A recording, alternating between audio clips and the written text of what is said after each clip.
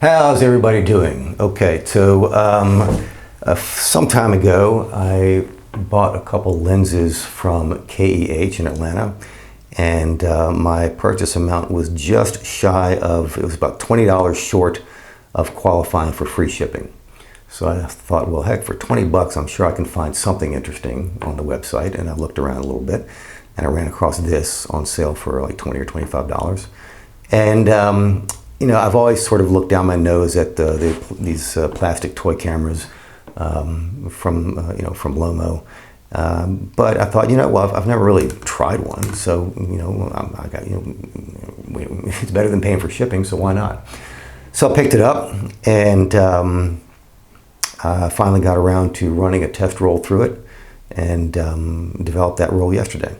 So as I was using, now this camera, it will shoot.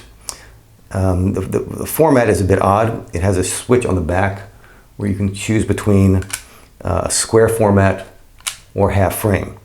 But according to the online information I could find, if you choose square format, you only get 36 exposures. That is, you're wasting a lot of film. In essence, your frame lines are not frame lines, they're frame blocks. And I don't need a framing mask in my camera to cut down a full frame to square format. I can do that in post. Why do I need to do that in camera? So I chose half frame because I've never used a half frame camera before. So I figured, well, why not? Sure, it's something new, something fun, give it a shot. The camera offers 1 shutter speed and 2 aperture settings. I was shooting mostly in bright sunlight, so I chose the sunny symbol aperture, which I think is like f11 maybe, or something thereabouts. The shutter speed is supposedly 1/60th of a second or something like that, according to what I could see online. As I was shooting, I noticed that the advance wasn't advancing very far before it stopped, and I didn't want to force it. When you're shooting a inexpensively made plastic camera, you should not apply force and pressure to solve problems. You'll break the camera. So I didn't do that. I stopped when I felt resistance. But I grew concerned, and so about halfway through the roll or so, I thought, I started just taking a dead frame in between shots. I would take an exposure and then put my hand over the lens and shoot a frame, or put the lens against my pants leg or something and shoot a dead frame, such that I was advancing 2 frames for every 1 exposure. So I thought. And I got around to developing that film yesterday, and here are the negatives. Let's see here. And here we go. There you go. See any frame lines here? Nope. How about a little later on? Well, maybe towards the end of the roll, you might see a frame line. Maybe. Frame lines anywhere? No. Not a single one. Not a single frame line whatsoever. At first I thought, well, maybe there was just a massive light leak in the camera such that all the film was just completely exposed, but that doesn't explain why it's not exposed on the edges, around the sprocket holes. I mean, there is some slight evidence of light leakage around the sprocket holes, but as you can see, it's for the most part normal. And if you hold these negatives up to the sunlight, you can vaguely see what appear to be overlapping frames. Although within those overlapping frames, I could not identify anything which even remotely resembled a recognizable image of anything.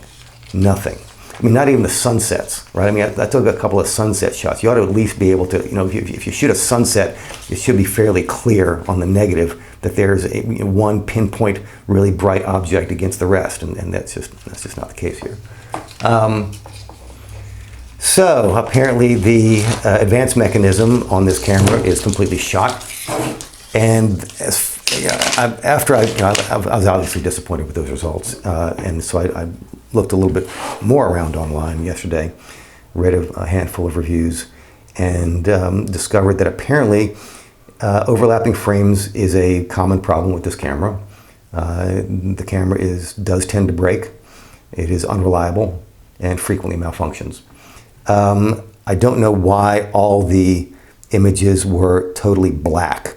This film, this is Ilford HP4, and I developed it in the same tank with a roll that I shot at an exposure index of 50, and those negatives came out just fine. So this is effectively EI50. So with an exposure index of 50, and they're still pitch black, how could you?